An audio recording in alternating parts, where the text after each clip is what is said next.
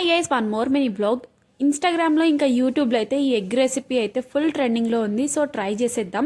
First of all try చేసే ముందు అది ఎలా ఉందని చెప్పేసి రివ్యూ చూసే చేస్తాం కదా. బట్ కొంతమంది బాగుంది అంటున్నారు, కొంతమంది అస్సలు బాగాలేదు ట్రై చేయకండి అని అంటున్నారు. సో ఇంకా వీడియోలు చూడడం ఎందుకులే, ఒకసారి మనమే ట్రై చేద్దాం, ఎలా వస్తుందో చూసేద్దాం అని చెప్పేసి ట్రై చేస్తాం. ట్రెండింగ్లో ఉంటే కంపల్సరీ ట్రై చేయాల్సిందే. అది బాగుంటేనే ట్రై చేస్తాం, మరీ బాగాలేదంటే కూడా ట్రై చేయలేం కదా.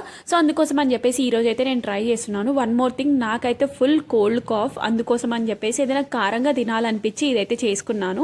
దీని ప్రాసెస్ అయితే కొత్తగా అందరికీ చెప్పాల్సిన అవసరం లేదు, ఇప్పటికే రీల్స్ లో ఇంకా షార్ట్స్ లో అయితే చూసే ఉంటారు. ఈ రెసిపీలో టఫెస్ట్ థింగ్ ఏదైనా ఉందంటే ఆ ఎగ్ నైతే 2 sides రోస్ట్ చేయడం, అది కొంచెం కష్టమైంది.